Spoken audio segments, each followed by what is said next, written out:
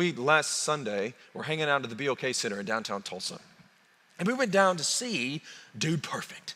Now, I don't know if you've heard about these YouTube sensation, but these are 5 friends who met at Texas A&M and are really kind of the modern day equivalent of the Andy Griffith Show. I mean, they're just YouTubers that do trick shots and they do funny, hilarious skits, and they're Christ followers, all of them. You don't have to worry about a thing. You can literally allow your kids and grandkids and, if we're honest, even ourselves, to kind of begin watching these videos. 15 billion views now since 2009.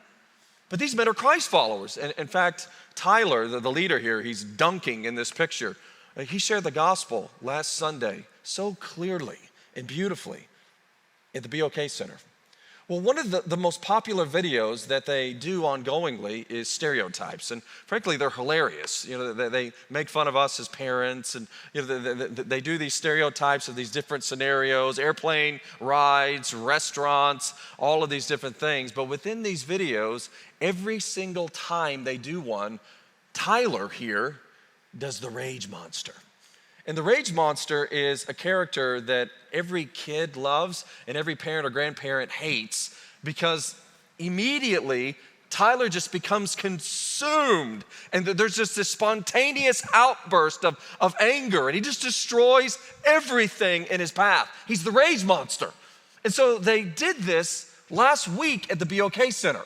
Everything was fine and great, and all of a sudden, Tyler just gets agitated, and all the kids go crazy, and all the parents are kind of like, please do not do this in our living room, right? And he begins destroying all of these props and everything on stage, and kids love it, and parents and grandparents can't stand it.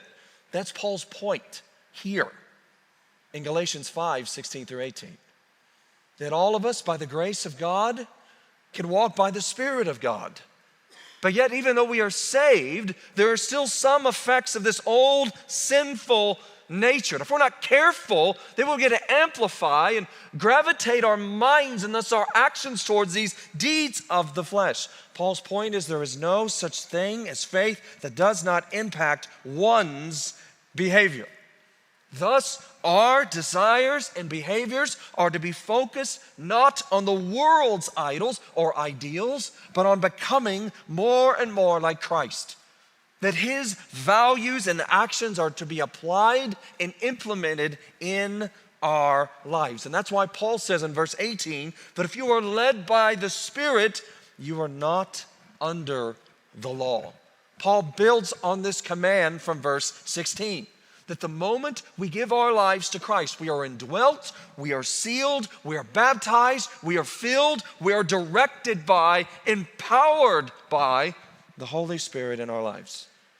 Thus, God, by the Holy Spirit, dominates every aspect of our being as we conform to his truth and are transformed by the renewing of our mind through his Spirit to holiness and godliness.